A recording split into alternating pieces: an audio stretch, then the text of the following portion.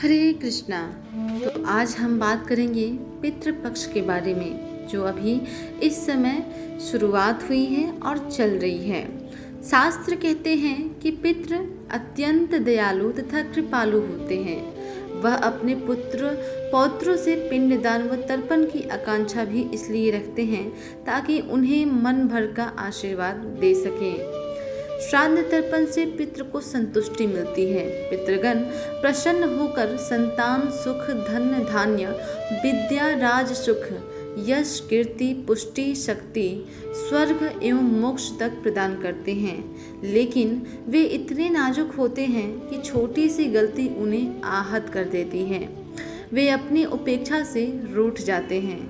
अगर वह देखते हैं कि उनके वंशज सामाजिक बुराई में लगे हैं, बैर, क्रोध, नशा या अपशब्द से वे कुपित हो जाते हैं और श्राप देकर जाते हैं। अतः ध्यान रखें कि कोई ऐसा काम न करे कि जिन्हें से उनको दुख हो।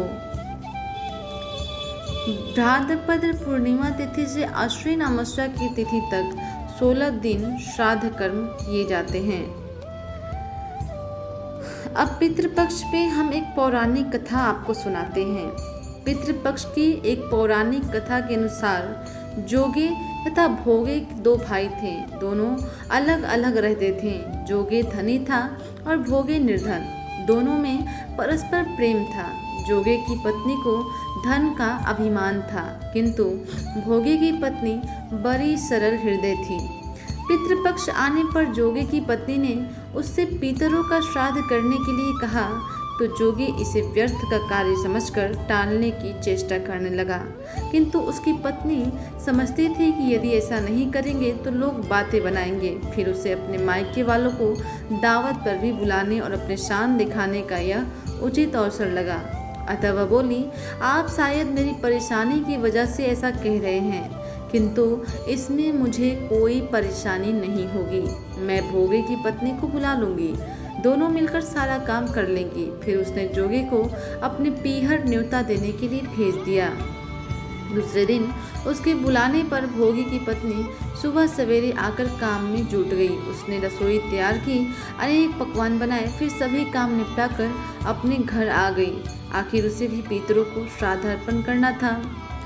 इस अवसर पर जोगी की पत्नी ने उसे रोका। न वह रुकी, शीघ्र ही दोपहर हो गई। पितृ भूमि पर उतरे। जोगे भोगे के पितर पहले जोगे के यहाँ गए तो क्या देखते हैं, उसके ससुराल वाले वहाँ भोजन पर जुटे हुए हैं। निराश होकर वे भोगे के यहाँ गए। वहाँ क्या था, मात्र पितरों के नाम पर अंगियारी दे गई थी। पितरों ने उसकी राख चाटी और भूखे ही नदी के तट पर जा पहुँचे। थोड़ी देर में सारे पितर इकट्ठा हुए और अपने अपने यहाँ के श्राद्धों की बड़ाई करने लगे। जोगे भोगे के पितरों ने भी अपनी आप बीती सुनाई। फिर वे सोचने लगे कि अगर भोगे समर्थ होता तो शायद उन्हें भूखा न रहना पड़ता, मगर भोगे के घर में तो 2 जून की रोटी भी खाने को नहीं थी। यही सब सोचकर उन्हें भोगे पर दया आ गई। अचानक वे नाच नाच कर गाने लगे, भोगे के घर धन हो जाए, भोगे के घर धन हो जाए। सांझ होने को हुई। भोगे के बच्चों को कुछ भी खाने को नहीं मिला था। उन्होंने माँ से कहा, माँ भूख लगी है।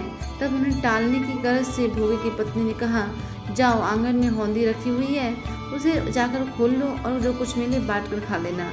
बच्चे वहाँ पहुँचे तो क्या देखते हैं कि हौदी मोहरे से भरी पड़ी है।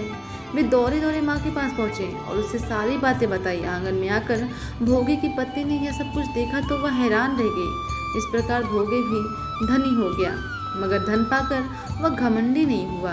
उसे किसी भी बात का अभिमान नहीं हुआ।